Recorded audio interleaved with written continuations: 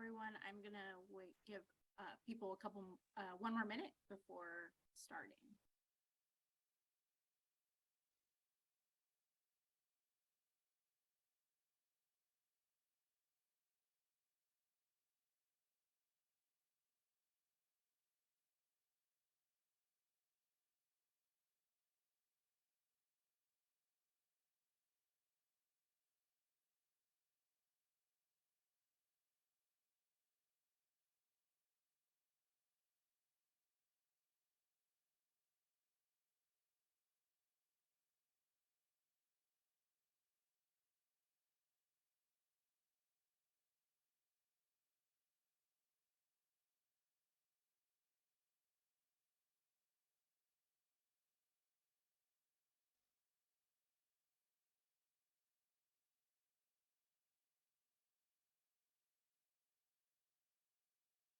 Hello and welcome, everyone.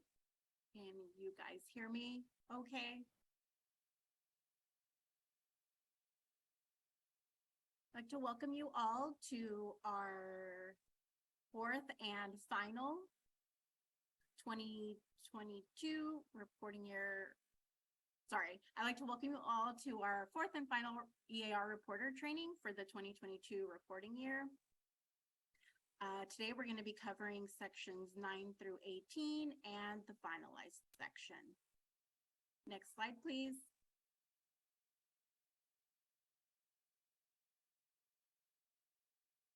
Today with us, we have our eAR team. And in this eAR team, we have our logistics lead, who is Wendy Kivu, and our customer service team, which includes myself, Gabriela Gutierrez, Jonathan Schwady, and Stephen Burke. Next slide, please.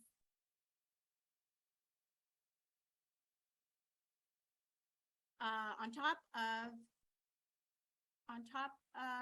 our presenters, on top of our eAR customer team, we have more presenters today. With us, we are going to be having Jason Spots, Marielle Rodero, Chris Hyun, and Ava Scully. Next slide, please. You will have two ways to participate in this presentation. One is you will be able to submit a Q&A. You'll be able to submit a question using the Q&A feature at the bottom of your Zoom screen. And two, you will be able to raise your hand and be given the opportunity to provide verbal comment or question. We do ask that you wait for your name to be called on, and comments and questions are limited 3 minutes for each participant.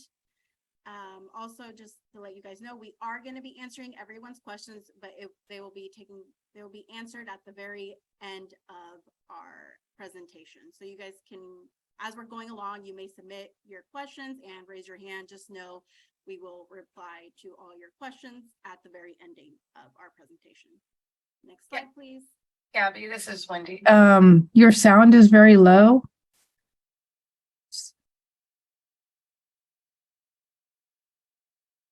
Take off. Mommy.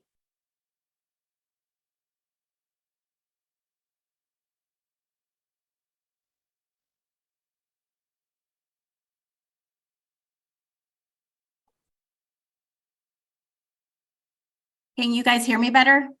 Yes. Yes. Okay. Very Had to much. take off my headphones. Sorry about that. Okay. Next slide, please. So today's key topics we are going to cover eAR informational items.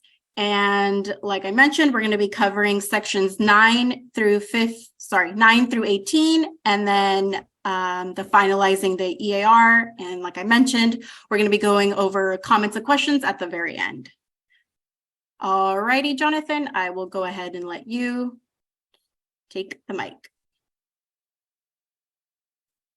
All right, thank you, Gabby. So my name is Jonathan, already part of the eAR customer service team, along with Gabby and Stephen and Wendy. And I'm going to go over some key topics before we begin get into the different sections. So starting off with some dates of interest, as you know, the eAR was released on March 13th. The reporting deadline is May 13th, which is coming up here, and it's highlighted by the red arrow. And then these are the reporter, the brown bags, and we're on the last one, number 4. So it's going to cover sections 9 through 18, like Gabby mentioned, as well as submission. And note at that bottom, it does say that the eAR technical assistance request deadline was April 14th. So it's already passed, so you can just ignore that date as well. All right, next slide, please. All right, so this is the eAR website revamped for this year. At the bottom is the link, and then I'm going to cover these different sections in the next coming slides. Next slide.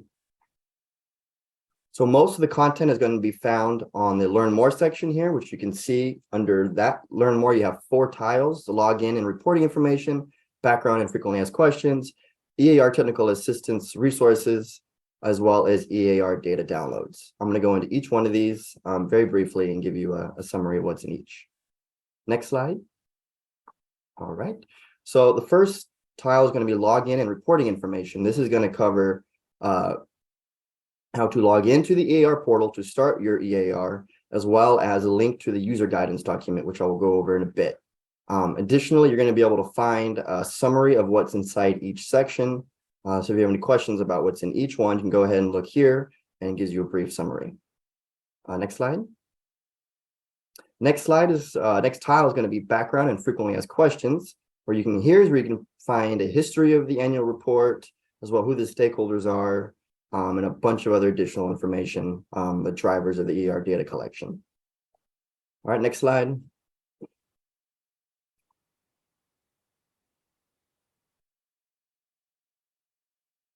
All right, so this is going to be the eAR Technical Assistance Resources tab. And here is you can find the user guidance document here as well as some additional self-guided resources. So for example, help tips denoted by on the eAR are denoted by that question icon. You can find the recordings from these brown bags. So I think you see here the first 2 are up already from the previous brown bag number 1 and 2, and then all the other ones are going to be uploaded here as well. So if you have any questions or you want to review any of these trainings, here's where you're going to go to find them. Additionally, you'll be able to find some procedure documents, some tutorial videos, and some other helpful information. Next slide. All right, the last slide of the last tile here is going to be eAR data downloads. So if you want to look at any historical eAR data, I think we have it from 2021 past to 2013. So here's where you want to find different data sets. So if you have any questions about different things like that, and then the data from the past, you can come here and find it. Next slide. All right, so to get into some user guidance, the user guidance document and the frequently asked questions. These are 2 documents you can use to help you along creating your eAR. So you can always ask us for questions, email us, but these are good places to start if you have any trouble with your eAR. Next slide. So what is in the user guidance document? What does it exactly contain? So here's a table of contents that gives you an idea of what's in it. So if you're a first-time user, if you're new to the portal, if you need to add your water system, if you're a returning user, if you've got your password, uploading documents, all kinds of information, anything that you regarding the eAR, hopefully you can find it here. This is a great place to start. And if you have any questions, of course, you can always email us, but here's a great place to start if you have any questions. Next slide. All right, so where can you find it? Like I mentioned earlier, you can find it in a couple places, one being that's highlighted here on the left-hand side of the screen under eAR Technical Assistance Resources. If you click on that tile, it's going to open up on the self-guided resources, and that first one is going to be the eAR user guidance document. You click that, and that's going to open up that document. Next slide. So what's new? Well, the user guidance document is geared towards first-time users, and it's put in a stepwise format to make creating eAR for the first time a little bit easier and more intuitive. So on the right-hand side here, you can see as step 1, go to the portal, as a link to the portal, and then step 2, how to register and log in, and it has arrows there to show that kind of process. Next slide. All right, so additionally on that, if you're already in the portal filling out your eAR and you're like, oh, I have a question regarding and you want to reference the EAR document, you can also do that as well. So that first bullet point there is going to be a link to the user guidance document, and this is within the portal already. So if you're already in the portal, you don't need to go out and find it. It's already here on that homepage. Next slide.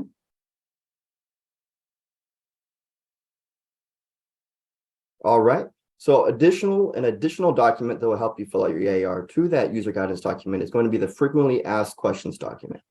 Now, this has a bunch of other information that we've put together that we've gotten over the years to help you fill this thing out. So for an example, some of the information that you can find: when is this year's report due? If you're an EAR reporter, what user guidance is available, navigation and access, and all kinds of additional information. So if you have any questions, just go through this, and hopefully you can find your information there. And again, I'll always reiterate, you can always email us, customer service team, and we're more than happy to help you out. Next slide. So where can you find it? Well, this one's going to be the frequently asked questions document. Is going to be found under that second tile, which is background and frequently asked questions. You select that, it'll open up, and then you'll be able to find the frequently asked questions link, and you click on that, and that should open up the document. Next slide. All right. So we want to cover some uploading documents to your EAR. The next coming sections that our presenters are going to present require a lot of some of those sections require some document uploads. And so from the user guidance document perspective, there is direction on how to do that, and I'll cover that very briefly here before the presenters get into it.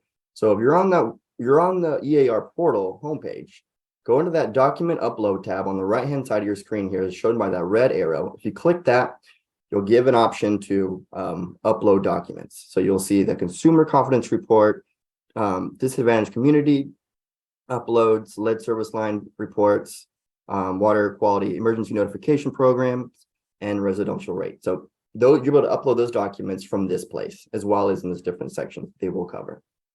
And that's going to be it for me, Stephen.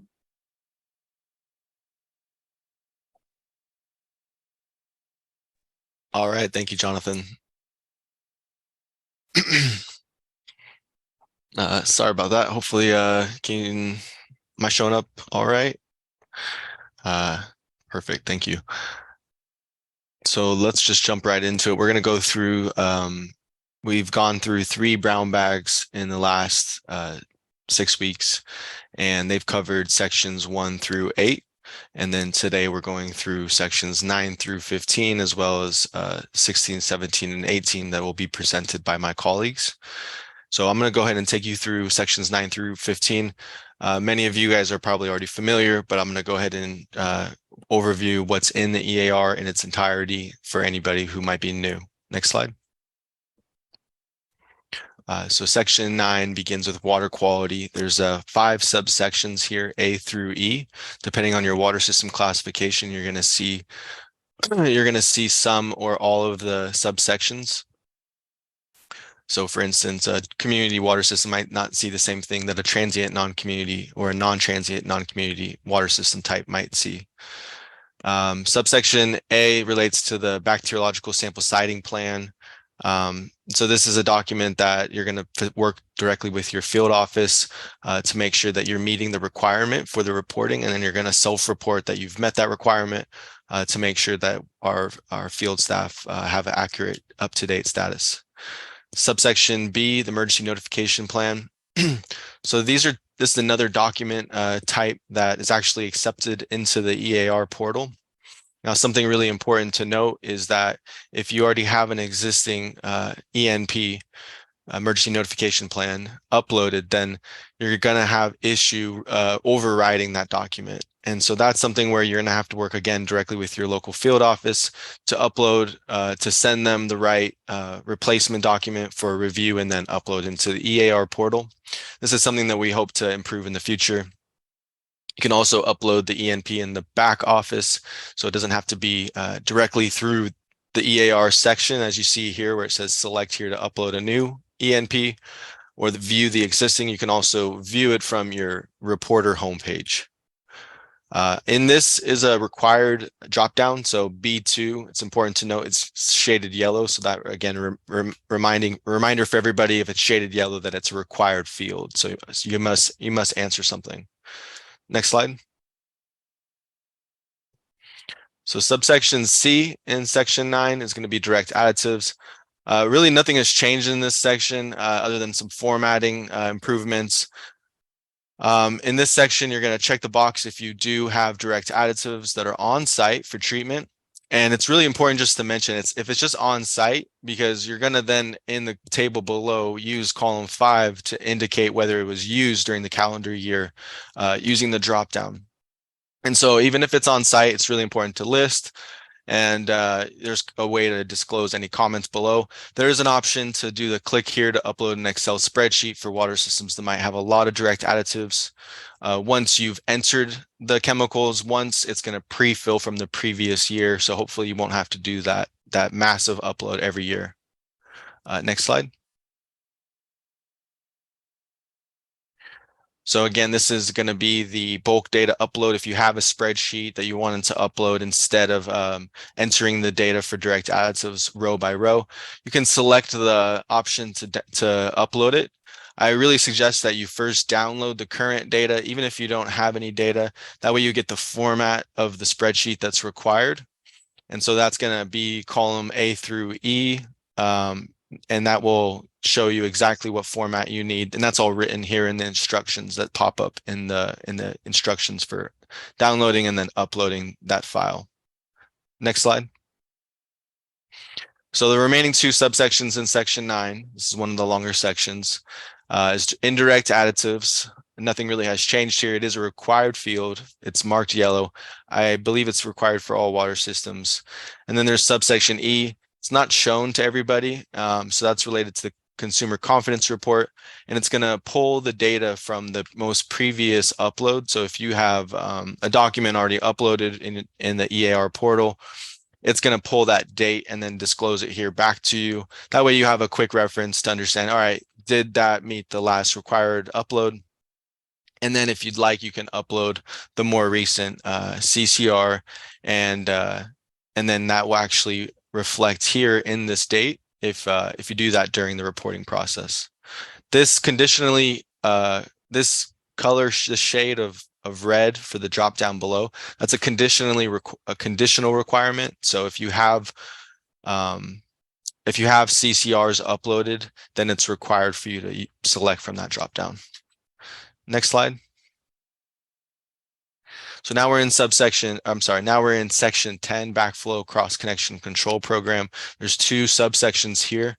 Really nothing has changed. We just broke it out into 2 subsections this year. We pull the data from 2021 in column 1 or column 2, I guess. So that's going to show the total number reported from the previous year. And then in column 3, or depending on how you look at it, the ones with shaded yellow, that's going to be what it's required for you to enter for this year's 2022 calendar year. If you have entered non-zero values, it's going to be conditionally required to report if any were installed, tested, failed, or repaired. And there's a number of inactive backflow prevention assemblies below. Next slide. So if you do have any of those values that were listed above, indicating you do have backflow devices on site, you're going to be conditionally required to answer this drop down. Our cross connection control surveys regularly conducted on the system. So it's really important to highlight that those 2 are related. So if you don't have any, then you won't have to answer that drop down. You won't hit an error on the finalized page. But if you do, then you're going to have to answer this drop down. And if you have conducted a survey, then you need to provide the date of the survey done. And then we really like to have the information for the program coordinator. That way, if our field office needs to ask any questions about the backflow program or cross connection program, then they have a point of contact they can talk to. Certification, training, and number, just highlighting that those 2 can be local offices or certification programs. They don't necessarily have to be anything that's formal, like any sort of specific organization. So just wanted to highlight that. Next slide. So now we're into operator certification, section 11. 2 subsections here, identical. The only difference is there's a distribution. facility that needs certified operators in this subsection. So we're just looking at the the classification required for your distribution system. So that's the D1 through the D5 series. Really important to highlight the change from this year. So we've been trying to figure out how to improve the quality of the data. And that's why the design you might have noticed the design has changed year over year. What we're trying to do here is we're trying to capture your chief distribution system operator here in the red fields. So those are red because they're conditionally required if you have a classification of D1 through D5. So that means you would have to report your chief operator. If none, then you can actually select as much, and then the rest of the fields will disappear, and then you can just enter your shift operators into the table. But we try to have everybody enter a chief operator to make sure that the classification is being met with a valid certified operator. Next slide. So again, this is identical design. This is really important, again, just to highlight that we're going to ask if the minimum level is required in the dropdown, and then the user can select the checkbox if they do not have a chief operator to hide the chief operator fields. What we're trying to do is collect those chief operator fields in those red field cells if there is a classification of a T1 through T5. You guys are probably familiar with the table that's available below. The next slide is going to show you the click here to download, upload, update, or upload an Excel spreadsheet. So that's the bulk data upload. And that's available for either of the reportable tables. So you can enter a lot of certified operators without having to enter them row by row. Next slide. So that's what these will look like if you decide to do the select here option. You'll get a pop-up with bulk data instructions, very similar to the direct additives in section 9. Again, there's columns A through E, and make sure you download the current data before you upload whatever file you want, because you want to make sure the column headers are correct. And you also want to try to make sure that the format that's entered into each column meets those here in the instructions. Next slide. So section 12, nothing has changed. We've had some issues in the past, but just really clear that we're asking for any system improvements during 2022, but we're also asking to indicate any planned improvements for 2023. That's this current calendar year. Next slide. Section 13, it says slide 13, is complaints. And so what we're talking about here, nothing has changed. Just go ahead and answer the number of complaints reported by customers in the yellow fields in column 1. If any of those values are greater than 0, so 1 or more, then you are required to report the number of complaints investigated, as well as the number of complaints reported to DDW or local county staff, along with a brief description of the cause or corrective action taken. Next slide. Treatment plants is section 14. So there's 4 subsections here. This is highlighting subsection A, groundwater treatment. So this is any treatment plant that's knowingly treating the water type for groundwater. It's a little bit hard to distinguish all the time. So we're listing the treatment plants here with the information that's should be identical to Drinking Water Watch for the WSF ID and the groundwater treatment plant name. And then we're asking for you to provide the operations plan for those individual treatment plants, as well as a current status. And below the table for groundwater, there is a calculated count of active treatment plants, so we can discern the difference of treatment plants and then treatment plants that are only for chlorinating facilities. And so we can get more of a status of the operations plans for a group of chlorinating facilities rather than list them all out, because for a lot of water systems, they may have many of these treatment plant types. Next slide. Actually, can you go back a slide? It's important to note for the yellow or for the red drop down, that's going to be required if there are non-zero calculated count of active chlorinating facilities. So you can see there's a 1 that exists. So that means the user is required to select the drop down to indicate if that operations plan is current. Next slide. other way. There we go. One more. Oh, never mind. That's good. So this is the surface water treatment plant table. So if you don't have any surface water treatment plants, it'll show you a not found. Again, this should be identical to what's available on Drinking Water Watch. If you have any issues with what's being displayed, go ahead and contact your field office. You can actually do that using the footer buttons or at the bottom of each section, there's an option to email for help in this section, and that's going to put you in contact with the field office directly. So you can enter your information and they'll know that, hey, this is an issue that's been experienced in this section. And then they can fix this data in the SWRCB database, but right now there is no way to edit what's displayed here unless you work directly with your field office. And then what, again, we're looking for is the date of operations plan and the currency of it. Next slide. So the last two subsections here, there are no changes from the previous year emergency disinfection plan, watershed sanitary survey report. If you do have any surface water sources, you can see there in the red boxes for the date of last watershed sanitary survey report and the date planned. Those are both going to be conditionally required if you have any surface water sources. Next slide. And then we're into section 15. So this is the last one I'm going to cover before I hand it off. We're going to go through the distribution system and storage tanks. There's 5 subsections here. We've not had anything change significantly here. So we'll try to just go through this quickly. System problems and is subsection A. Again, similarly designed, enter the fields with the yellow values, which are required. If they're non-zero or if they're greater than if they're 1 or more, then they do require you to answer the columns to the right for the number of problems investigated, number reported to DDW or county staff, and then the description. For subsection B, infrastructure and pipeline materials, nothing has changed. Again, if you have checked any of the pipeline materials, it's conditionally required to answer the percentage, composition, and the average age in years. Next slide. For C1 and C2, we're talking about the flushing operations and program. Again, the design is the required fields are in yellow. If those are greater than 1 or the drop down is a unit of measure, then you're going to be required to answer the fields in the salmon or the red color. Subsection D, same design type for valve exercise program. Next slide.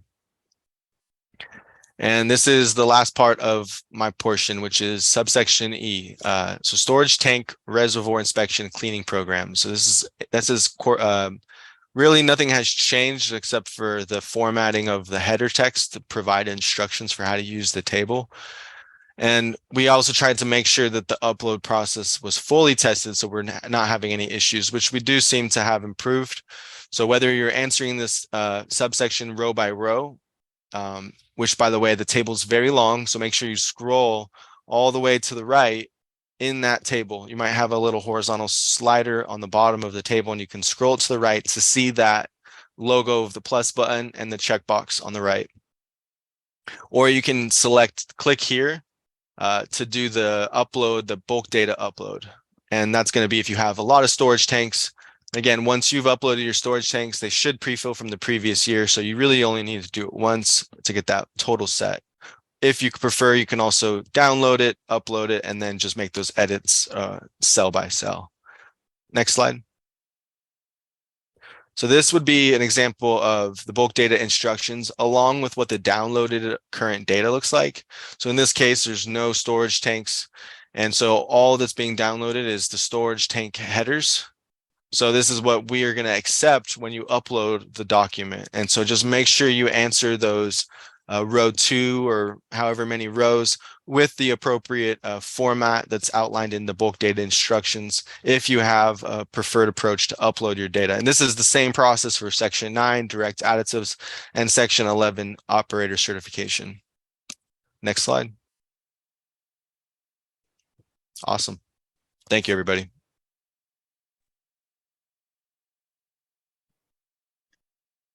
Good. Let's see, now it's noon, so good afternoon, everybody. And we'll start here with section 16. My name is Jason Spots. I do security and emergency management for DDW. And Also in here, you will see some slides with respect to drought. And so Eric Zuniga is our drought manager. So he may also be a person that you would coordinate with in some of these. So I'm covering on the Sydney's behalf as well. Next slide, please.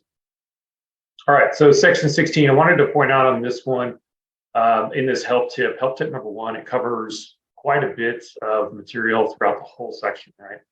On that part where it's in red, there are some other sections further down below, or other parts further down below, A3 and through A7, and then as well as C2. I just wanted to point out that it is for 15 to 2,999 service connections on that one. So we just want to make sure that you guys were, because it does say a little bit further down in under it says highlighted new. It says less than 3,000 service connections. We just want to provide some clarifying information on that there. Next slide. All right, so when we're talking about continuous operations, kind of want to elaborate on this one here. We are considering something where you're able to maintain 20 PSI during a power outage. Since power outages do have many reasons for which they can occur, I would encourage you to put into the comment box some of the reasoning or what you're considering. It's down, you can use that at the bottom of the section. There are several factors that can contribute to power outage. So if you want to elaborate on that further down, would definitely be helpful. We did include some things to consider here in this slide. I'll run through them real quick. Do you have a backup generator? If not, how long before you can acquire one and repressurize? If you do have a generator, will it automatically start during an outage, or do you have to go out and do some work to start it up? And then again, for how long will it be down? And then you can get the system repressurized. And that's assuming a lot of other things I know, but just as an example. And then if your system is located in a high fire risk area and the area is evacuated, how long will the generator run with fuel in the tank? I know that has been a concern in the past where it's evacuated, you can't get in. And so it's definitely of interest to me, being able to see if we can help you out in that regard further on down the line. Hopefully we don't have to, but we know that it can be a possibility. Next slide. This one here, these were meant to be for the small systems serving 15 to 2,999 service connections. If you're seeing this, please do your best to answer them to the best of your ability. I think it is popping up for both small and large systems, but just wanted to point out to that. It is for 15 to 29.99, and if you're not in that category, just go ahead and answer the best of your ability. Next slide. And then also for all the questions related to having funding available to achieve whatever it is, the resiliency measure that's in there. We want to make sure that you're considering all sources of funding that are available to you to complete whatever resiliency measure that is being addressed in section 16. So some of those items could include cash on hand and budgeted funds, also any access to state or federal funds, for example, grants or loans, and then any other financing mechanisms that may be in progress. If you're not sure about those, you may need to reach out to someone within your management to discuss those other options, because they can look at like in the form of bonds and other types of things that may be available or that they're planning on doing. But yeah, I think sometimes people get thinking, oh, we don't have the funds, we don't have the cash on hand, or whatever the case is, but we want to make sure that you're looking through all of those and addressing it that way too. Next slide. That's it. Thank you.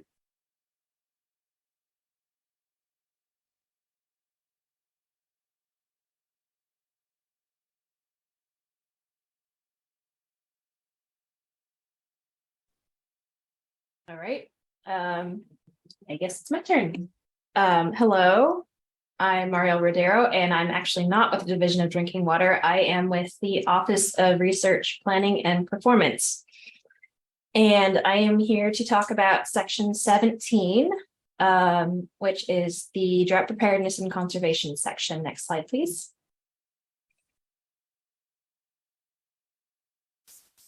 So there are two sort of main topics that we are interested in section 17. So first off is section 17A, drought preparedness, which is shown to all community water systems. And we are essentially trying to figure out a few main points. So first off, was the water system impacted by drought in the reporting year? And then how severe was it? Is there any anticipated drought in the future? And does the water system have a drought plan in the contingency that it happens in the future? Next slide, please.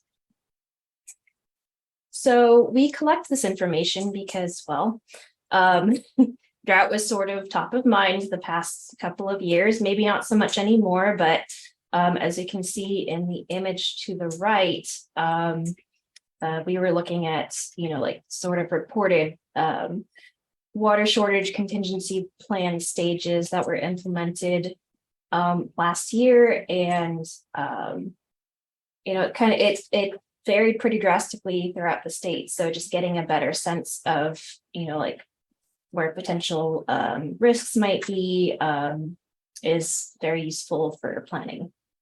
Next slide, please. So section 17B and C are only shown to a subset of water systems. These are urban water supplier questions only. So if this section is blank or not shown in the eAR, it's because it does not apply to you. Yeah,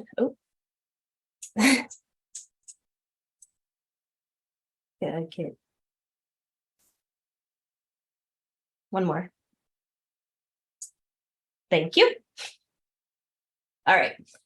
So section 17B is interested in what is included in your water agency's conservation program. So things like staff, rebates, water audits, leak detection, just generally, like what sorts of things are emphasized in the conservation program, and also how much money is budgeted to the conservation program.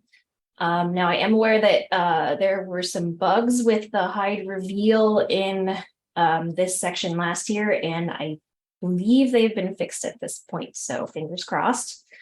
Section 17C is pretty short, just a couple of questions with regards to potable reuse. We are just trying to know if potable reuse is already an established part of the system, and if not, are there any plans to implement or increase potable reuse? Next slide. Now, the reason we are collecting this information has to do with a rulemaking that is currently sort of working its way through the process and is scheduled to go into effect next year. AB 1668 and SB 606, making conservation in California a way of life. So for urban water suppliers, mind you, not all water systems, it creates unique budgets for water agencies that have over 3,000 service connections. And we're collecting this information because we kind of want to get a better sense of where the gaps are in existing conservation programming. Because if there are agencies that are going to struggle to meet their budgets, how much resources are being dedicated to conservation, and if those agencies don't have the resources to have a robust conservation program, then like what are things that what are the gaps, and what could potentially be implemented with maybe additional funding from regional programs or other forms of assistance. So that is it for section 17, and I will be passing it on to my colleague, Christian. Great, thank you, Marielle. And so, hi, I'm Chris Hyun. Unfortunately, Ava Scally, my teammate, is not able to join us, but we're part of our climate team here at the State Water Board. The team also includes Charlotte Ely and James Knockbauer, the director of our office.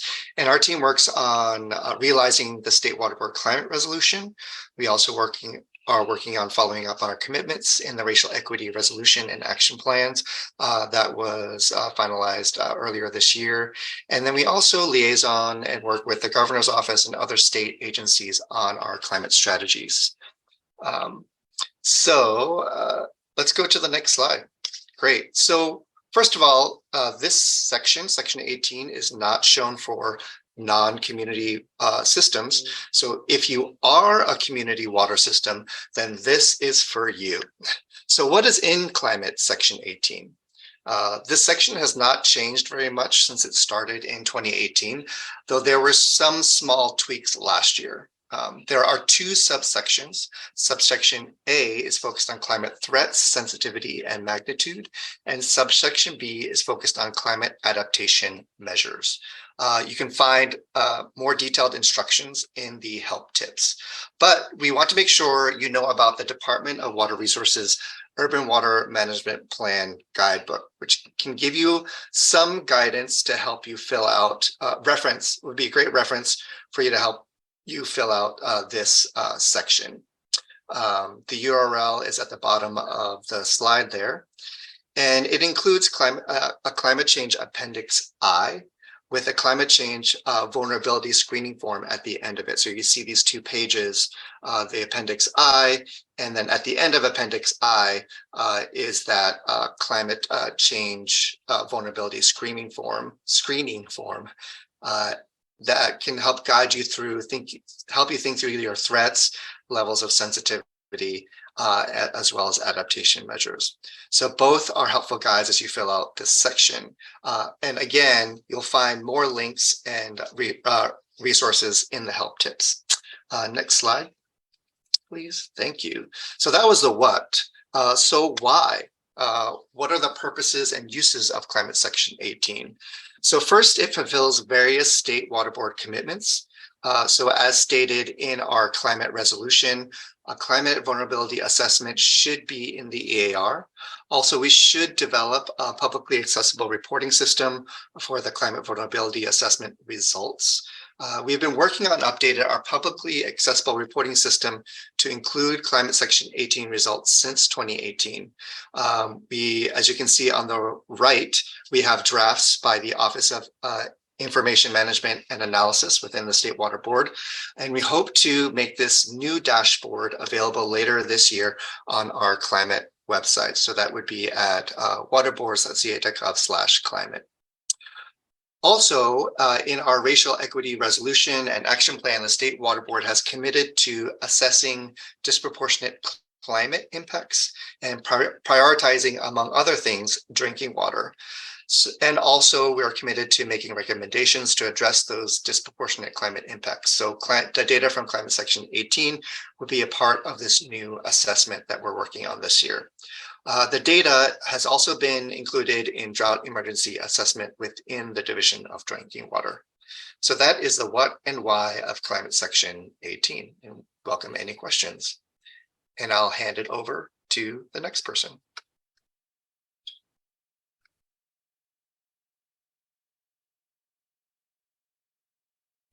Hello, can everyone hear me okay? We have now gotten to the finalizing and submission section of your eAR. Next slide, please. I do want to comment that the slides and instructions I'm going to be going over, they can be found in our guidance document on pages 9 through 15. Once you have completed all your sections of the eAR, this is the last page you will see that's shown here on the right-hand corner.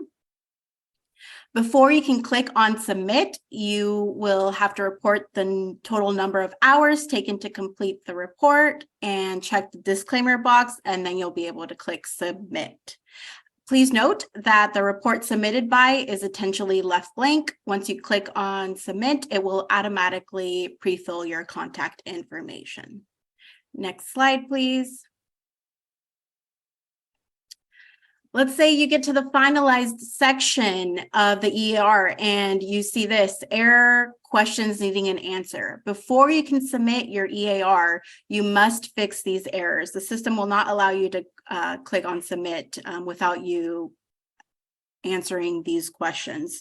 What is helpful about this is that, as you can see in this screenshot, in this example, it tells you in what section and in what subsection and exactly what question is needing an answer. Next slide, please. Once you submit your eAR, you will be getting an email that looks something like this that lets you know your eAR has been submitted. Once the review is complete, you will receive an email update from your regulating agency. Next slide, please. While you're waiting, if you're wanting to check the status of your submitted report, you can do this on your homepage. If you go under eAR reporting, and click on either My eAR Reports, and there it will show you the status of your report that was submitted, or you can also, that bottom red arrow at the bottom, you can also see for this, in this example, you have 1 eAR reports awaiting approval, and you have 0 eAR reports needing revision. So that status will change once your eAR is approved or if you're needing a revision. Next slide, please. This is an example email of approved eAR. So you will receive this email if your eAR was approved by your reviewer. And when you receive this email, there is no further action that is needed. Next slide, please. Now, if you get this email, this is an example of a rejected eAR. You are going to have to go back into your report and make the edits and changes that your reviewer has commented and left comments on. Next slide, please. So your report has been rejected and needs revision. How do you make those revisions? You can go on that for the red arrow on the left-hand side in the picture where it says you have 0 reports. It will say you have 1 report needing revision. You click on that, and it'll open up what's shown there on the right-hand corner. It'll open up the webpage that looks like that. And as you can see, the status is needs revision. And if you click on details, that will open up a page that will show you the comments and that your reviewer has left. And if you click on view, that opens up your report where you can go ahead and start making the edits. Next slide, please. So this webpage is what opens up when you click on details. And this is an example of the eAR that is needing a revision. You can see circled there on the left, on the right-hand side, it says missing section 2 data. So that's what the reviewer left a comment. So you as a user would have to go in and make that correction or enter the correct information. And all you have to do is click on the view on what is pointing there with that arrow on the left-hand side, and it will open up your report. Next slide, please. Once you've made your edits and or the changes are made, you will have to resubmit your eAR through the finalized section of the eAR. And each submission date is going to be recorded and displayed in your details view. And the eAR reported submitted by fields are only stored during the first eAR submission. So you are going to have to go through the stages of getting approval again. Next slide, please. Once your eAR has been approved, completely approved, you are able to view your results. They're publicly posted on and available for download on the eAR Water Board's website, as Jonathan showed in the beginning, where you can find our Water Board's website. Next slide, please. You are also able to print to PDF if that is something you want to do for your records to have a hard copy. Doing that, you would click on details in My eAR Reports. And then next slide, please. It'll open up this page where that red arrow is showing print to PDF. And it will give you a PDF version of your eAR. Something to note is if you haven't completed your eAR report and you're wanting to print, let's say an example, you've only opened up sections 1 through 3 and you're wanting to print to PDF, and the only sections that will show up on your PDF are going to be sections 1 through 3. All the sections have to be opened in order for it to your PDF to show all the sections. Alrighty, next slide. And this is, if you guys have any questions, concerns, comments, you guys can email us in the eAR customer team, and this is our email. And already next slide, or I don't know if Wendy, if you want to keep this up for everyone to who our email to contact, but Wendy, I'm going to hand the mic to you. Thank you. Good afternoon, everyone. I am now going to go through Q&A that have come through the question and answer box, and then also open the mic up for attendees who have raised their hands. So I'm going to go for the attendees that raised their hands first. And I will allow you to talk. So Robert Little, you're first.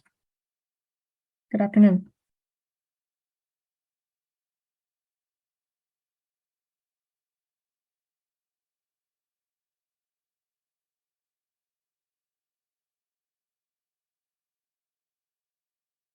Robert, are you able to unmute?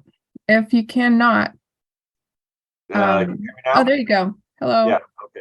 Yeah, it wasn't really common. I was just having a very hard time hearing the opening speaker, so I tried quickly to get in there, but it's since been resolved, so we're good. Okay, thank you.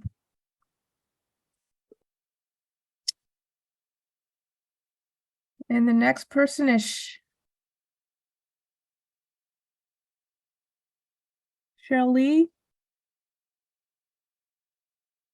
Go ahead and unmute.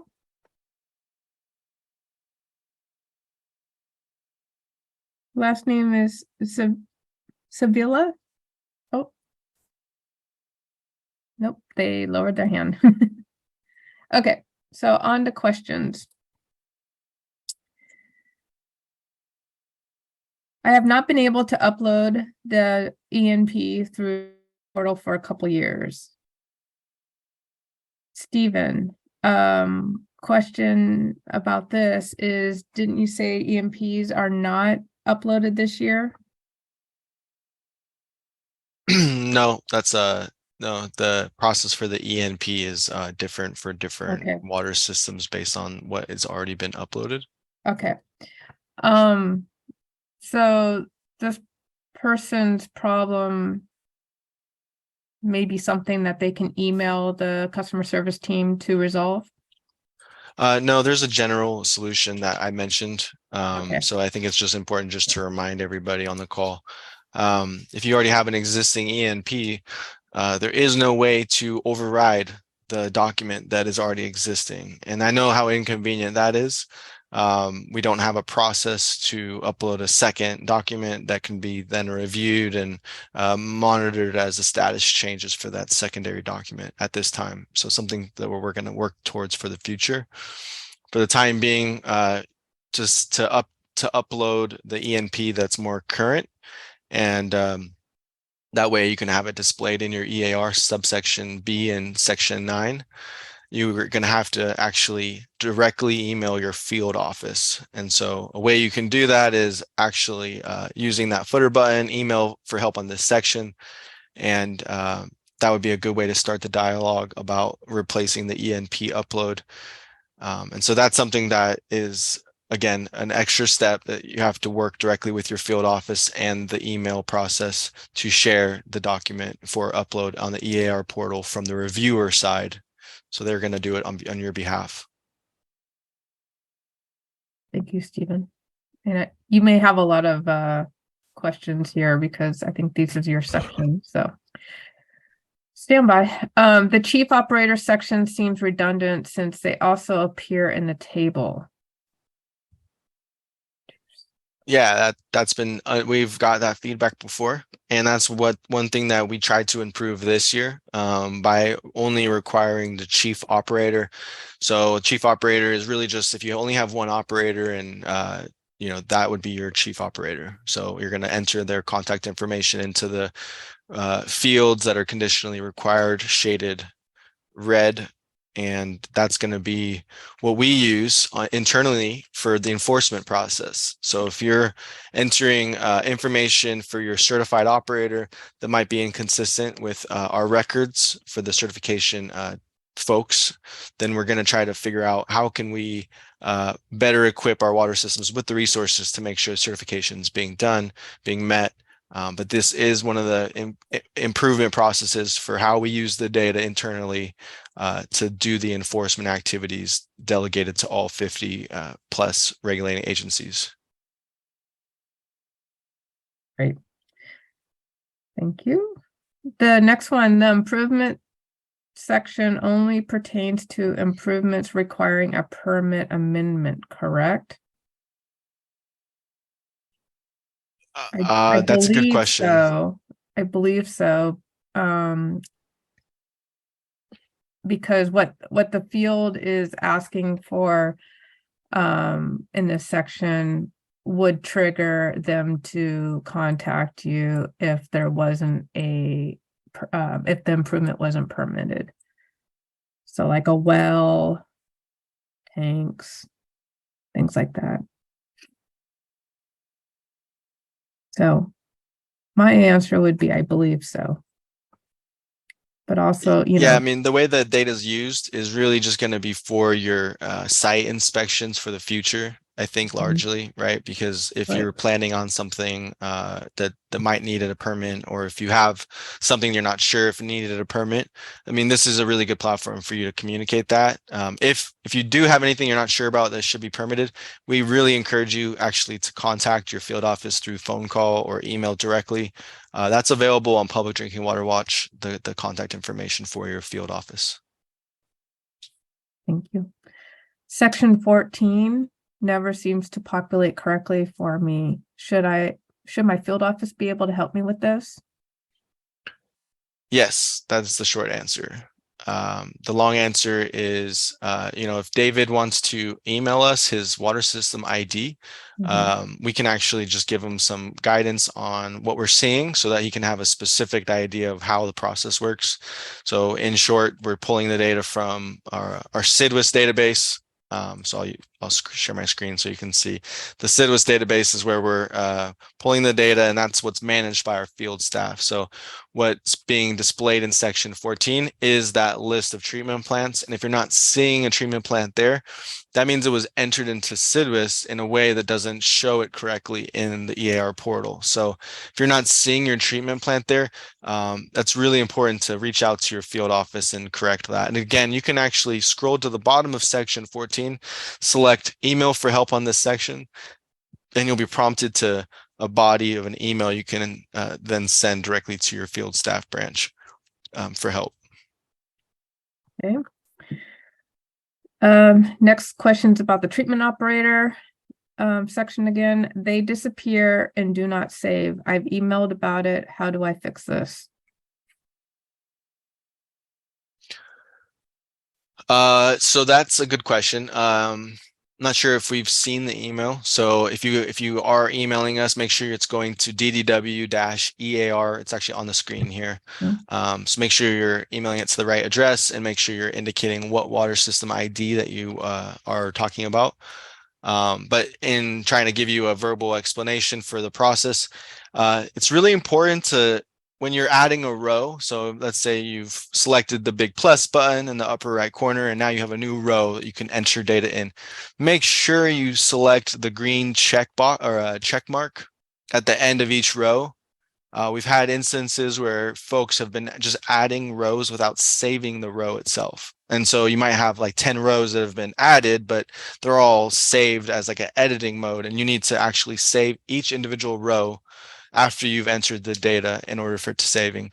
If you have any other issues, if that's not working, there might be one or two situations where a bug might exist, and we can definitely help you with that. Yeah, thank you. This might be the same person. I'm not too sure. Because it says anonymous attendee, but we do have 2 accounts associated with one water system. Does it matter if the report needs to be submitted from a specific account? And I'll let you answer, but they need to probably rectify this with our customer service team, if that's correct. Go ahead, Stephen. I'm sorry, can you repeat that question? It was They something- have 2 accounts associated with the one water system, so it sounds like they, it sounds like they may have 2 email addresses associated with it.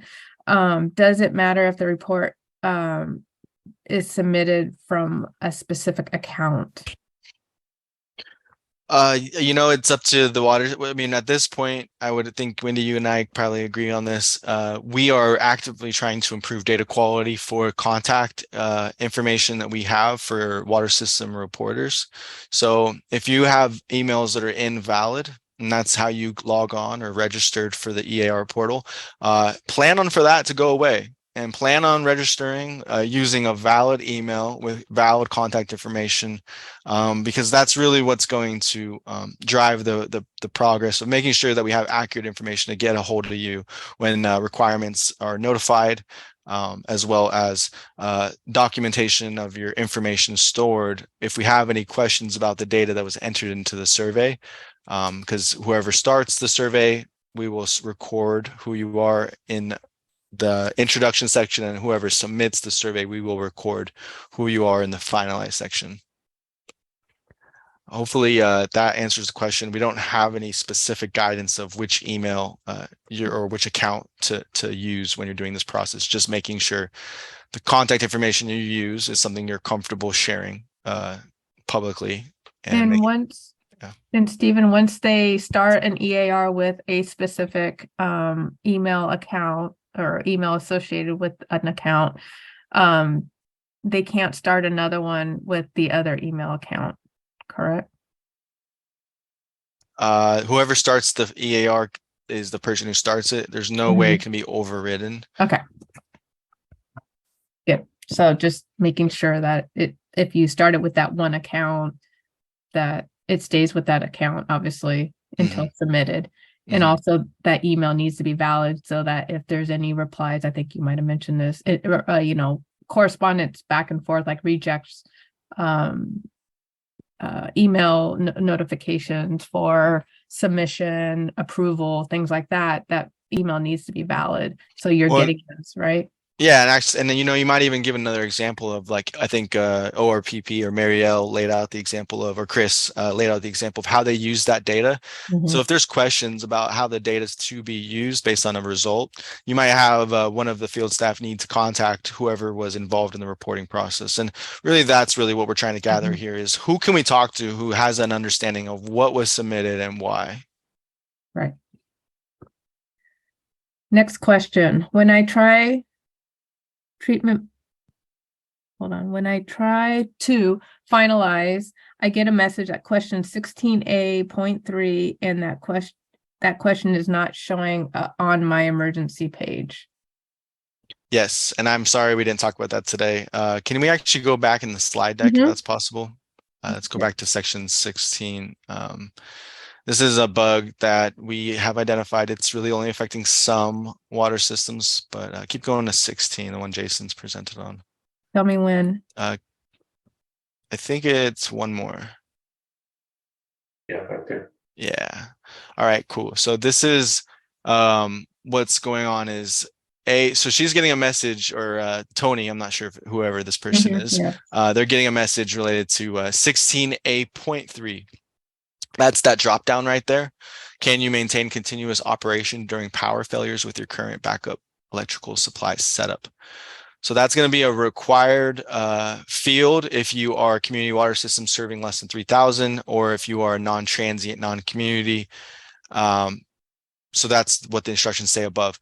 If you answer whatever you answer, there's going to be some hide show logic. And so what we're finding is that if you don't, like, if you're doing this section and you answer the drop down and you see additional questions and you skip those questions, and if they have the red text like you see there, A3.1, A3.2, so those are going to be hidden required questions. So if based on how you answer that drop down, you will be required to answer these hidden questions.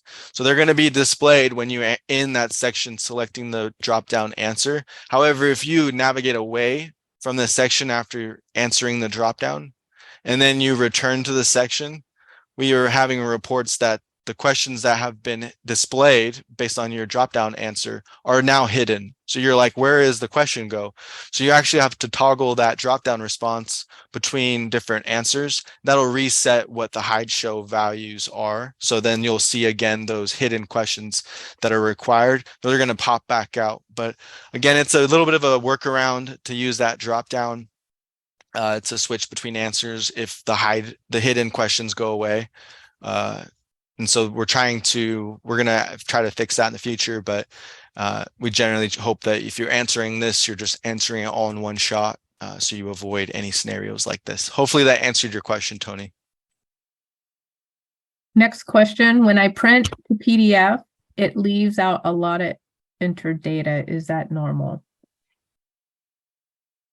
Yeah, so that's a good find. We are actively working on that. We have a ticket with our IT team to investigate. We thought it was a common anomaly where there was a type of data format that was related to the data missing.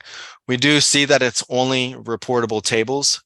So those are, if you can go back actually on the slide deck, Wendy. It's a slide section 15, one more or two more. Yeah, this one. So go to the next one or the last one. Yeah, this one. So this is an example of what a reportable grid table looks like. So these kind of question answers, they're actually not showing up in some cases on the summary view. So if you're looking at the full print to PDF, you might see that the data from these tables are not being displayed. We're working on fixing that right now. It's an error of rendering the data properly. So hopefully we'll have that fixed here in the next month or two, if we can find the key issue that's stopping that from happening. So apologies for that issue, but we are working on it.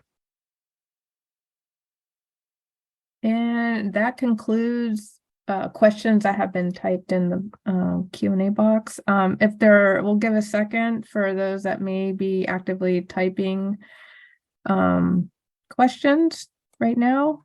And if there's anyone that wants to ask a question verbally, please raise your hand. So just probably a few seconds of silence while we see if any questions come over.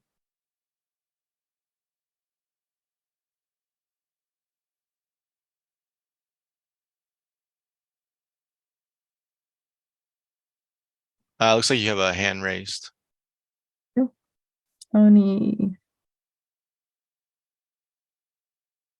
go ahead.